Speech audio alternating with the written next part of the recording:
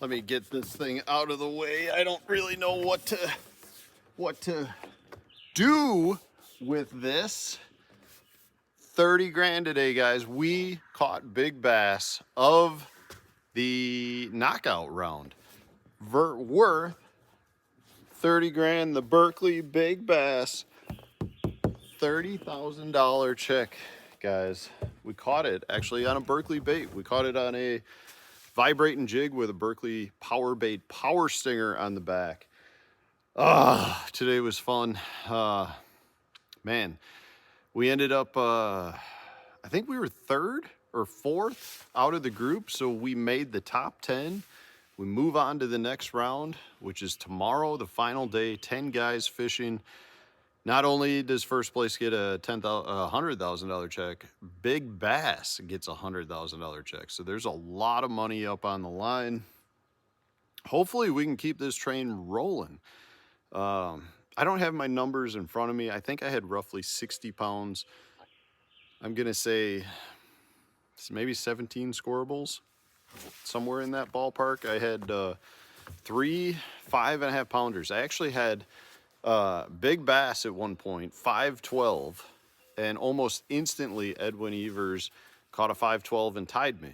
And from that standpoint, I think we went into the second period, and I ended up catching a 5-pound, 15-ounce monster that surprisingly ended up being big bass of the day. I mean, that's a good fish. That's a 6-pound class fish, but you know, when you're fishing, it's such a stressful thing where you don't fully know if that's gonna hold up. The last hour of today was actually brutal for me because I'm just sitting there knowing I'm secured in the top 10, and all I'm thinking about is the big bass and hopefully getting to take home that big check and the prize, and more than anything, a little bonus money. So it worked out great. Day started out a little slower than I was hoping, but it was similar to my second day, in which like I just kept with it. And you hit these little stretches, you know, it's like you catch 2 or 3 relatively quick, not like back to back to back, but like in a 20-minute period. And then you might go a half hour, an hour without a bite, and then you catch 2 or 3 again, and it just adds up over time. But a lot of good quality fish. I think I lost maybe 2 or 3 scorables today. One that was for sure a 4+ pound fish. It was right after I caught that 512. I still don't know why that fish came off, but yeah, it's been pretty much a 1-2 punch. If you guys watched live today, you probably saw it. It's been pretty much a 1-2 punch where I'm throwing a vibrating jig with the power stinger, or I'm throwing the core tackle swim jig with a Berkeley power bait grass pig on the back as the trailer. And the reality is, it just kind of depends on the cover. There's a lot of debris. There's a lot of like floating debris. There's a lot of wood. And if I come to an area that's just too thick to try to get the vibrating jig through, because it's not weedless, I switch over to the swim jig. And, you know, I every day, I wouldn't say it's even. It's probably, yeah, I mean, it's probably about a 60-40 split, 55-45 split. So it's close, but it's not fully even. Not a lot. I have caught each day as well a few fry ball fish on a drop shot. And those generally have been like in that 2-pound class mark, but really good day. You know, once we kind of got rolling halfway through the first period, I think we established ourselves, you know, in the top 5, and I don't know that we ever left the top 5 the rest of the day. We had a really good second period.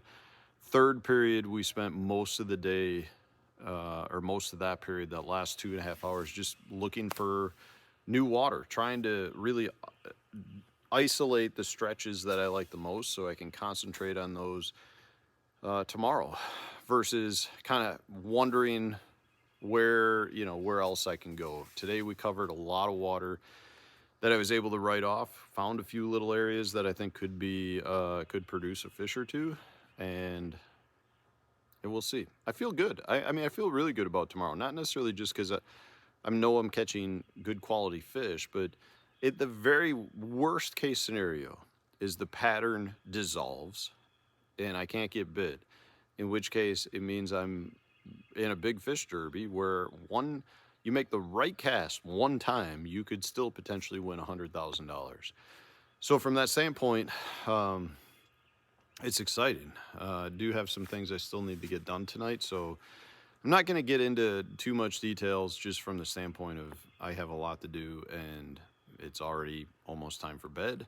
But I can get into a lot more of the specific details once I'm home and do a full recap video for you and kind of walk you through what was going on, why I did what I did. And right now it's working. The biggest issue I have is there's other guys doing the same thing, I should say fishing the same stuff. I have no idea what they're actually doing, but I know there's a lot of guys fishing relatively the same water.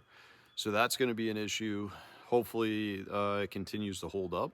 And if that's the case, then, you know, that should be a close derby, because I wouldn't think anyone's really going to blow it away if other guys are doing relatively the same thing. But that's my biggest concern. Like I said, worst case scenario, we're already going home with a good, profitable event.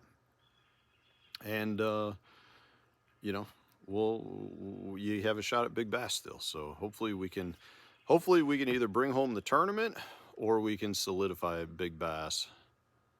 That would really be a good capper off to the event. It's been a long week, but we got one more day to go, and I continue to really feel humbled by the amount of support that I get from all of you guys out there in YouTube land. A lot of cool people came out to see us at the boat yard, I guess, where we returned today.